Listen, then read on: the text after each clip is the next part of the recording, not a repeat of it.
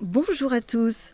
Voici un conte populaire de Denis Bressan, publié en 3 épisodes, les 31 mai, 15 et 20 juin 1912, dans le Courrier de l'Ain, Le bon Dieu en Bresse.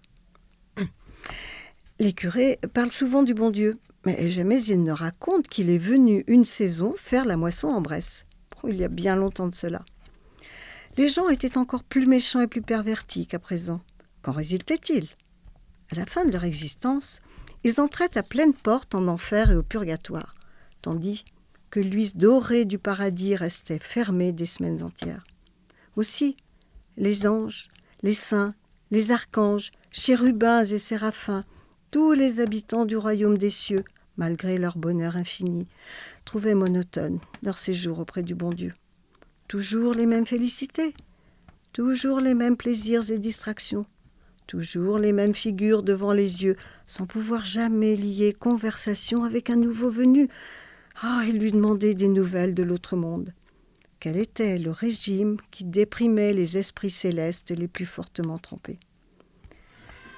Les seules joies des bienheureux étaient d'entendre la vielle du père Pipette. Mais le vieux ménétrier Bressan avait beau jouer ses plus jolis ébaudes et dire ses plus jolies chansons, il ne parvenait pas à ramener la gaieté dans le paradis.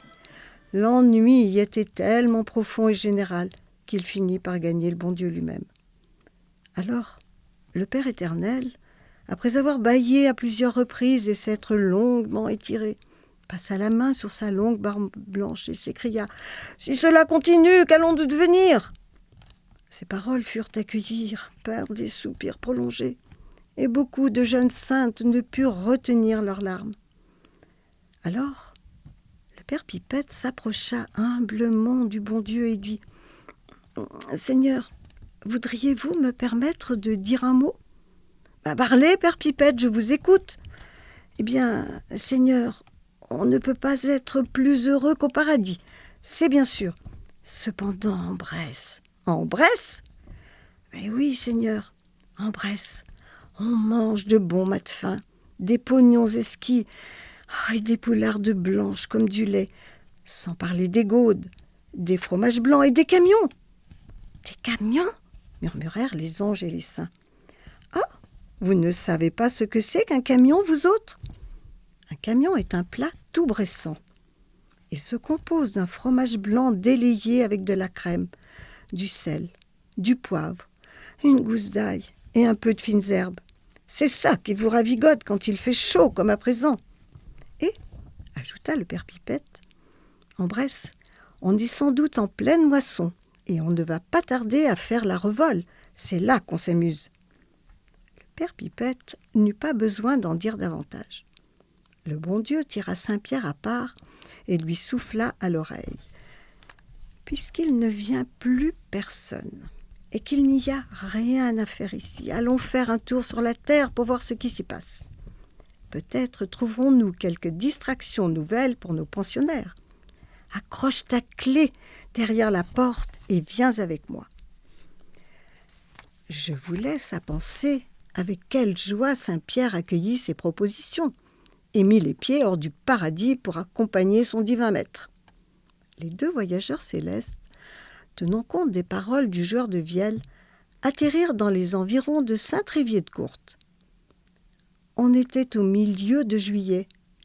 Les blés étaient mûrs, mais les orages répétés les avaient couchés sur le sol dans tous les sens. La grêle par endroits les avait saccagés et battus comme on bat dans un seuil avec un fléau, tellement qu'il ne restait que la paille. Ailleurs, le peu de grain qui avait échappé à la grêle avait germé dans les terres. Jamais une seule journée ensoleillée. Jamais un beau coucher de soleil derrière les nuages empourprés ou les montagnes sombres du Mâconnais. Toujours des nuits noires chargées de pluie ou de grêle, des roulements de tonnerre succédant sans interruption aux coups de soleil étouffants, aux bouffées de chaleur accablantes. Les paysans regardaient d'un air navré leur récolte perdue et se demandaient comment ils feraient à la Saint-Martin venue pour payer les cens à leur maître, tel qui, dans les années moyennes, vendait jusqu'à 20 années de blé, n'en aurait pas 20 coupes. Heureux encore s'il récoltait ses semences. Avec cela, les maïs hachés, tous les trémois saccagés. Comment faire pour passer l'hiver et le renouveau? Pour sûr qu'il y aurait des pauvres, des mendiants, le long des charrières. Le bon Dieu et Saint-Pierre tombèrent au milieu de cette désolation. Déguisés en moissonneurs, ils se mirent à chercher du travail. Ils avaient tout à fait l'air d'honnêtes cultivateurs bressants avec leurs sabots de bouleau, leurs devantiers de peau, leurs culottes de bourre, leurs chemises de toile retroussées jusqu'au coude, leurs chapeaux de jonc, leurs faucilles luisantes appuyées sur le bras et leurs petits paquets de hardes suspendus derrière le dos à un solide bâton d'érable. Bien qu'accusant un âge avancé, ils paraissaient être tous deux de solides ouvriers à qui la besogne ne fait pas peur. Hélas, la détresse était si grande, si générale, que personne ne voulait les employer. Ils se présentèrent dans un très grand nombre de fermes. Nulle part dans les cours ne s'étalaient ces belles moyettes qu'on voit d'habitude à l'époque de la moisson, dont le ventre est rebondi et la cime élancée comme le clocher d'une église. Partout, au contraire, dans la paille noircie par les pluies, jonchaient les cours, abandonnés aux volailles. Dans les charrières, pleines de boue et de flaques d'eau comme à la fin de l'automne, nos deux compagnons firent du chemin, sans trouver à gagner un liard, ne pouvant croire qu'il y eût tant de misère sur la terre. On ne leur refusait pas une gaufre ou un petit morceau de pain, ni une brassée de paille pour la nuit, car les Bressans, quoique pauvres, sont hospitaliers. Mais quant à les occuper seulement une demi-journée pour leur permettre d'affaner quelques sols, la saison était trop mauvaise pour qu'un seul fermier s'y fût décidé.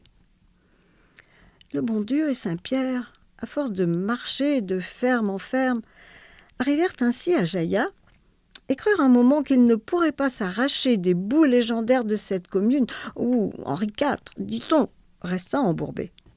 Ils en avaient bien une dizaine de livres à chacun de leurs sabots. Ils aperçurent, non loin de l'église, une maison de chétive apparence, sur la porte de laquelle ils remarquèrent un rameau de genièvre. C'était une berge tenue par un charron forgeron. « Pierre, dit le bon Dieu à son concierge, nous avons assez marché dans la boue, mangé des gaufres et du pain noir, et couché sur la paille. Nous allons, aujourd'hui, si c'est possible, nous payer un bon dîner et un bon lit. » Saint-Pierre s'inclina respectueusement. « Seigneur, murmura-t-il, ce sera bien comme vous voudrez. » Fourbus, moulus, exténués de fatigue, ils frappèrent à la porte. « Madame, dit le bon Dieu à la Bressane, pourriez-vous nous servir un bon repas et nous donner un bon lit pour la nuit prochaine? Quant au paiement, n'en soyez pas en peine. Nous ne sommes pas si pauvres que nous en avons l'air. »« Mais pauvre monde, entrez toujours, on fera bien tout ce qu'on pourra, aussi bien pour vous restaurer que pour vous coucher. » Pendant que le bon Dieu et Saint-Pierre ôtaient la boue de leurs sabots, la cabaretière prépara le dîner. Quelques instants après, les deux voyageurs purent se mettre à table. On leur servit d'abord une succulente omelette à la crème et une vieille saucisse de ménage. On leur apporta ensuite un poulet en sauce blanche, qu'ils trouvèrent absolument délicieux. C'était la première fois qu'ils mangeaient de la volaille de Bresse. Comme dessert, un énorme fromage blanc. Le bon Dieu, se souvenant des paroles du père Pipette, demanda encore un camion. « Ah, jamais !» déclara-t-il. En avalant la dernière bouchée, il n'avait fait un si bon repas.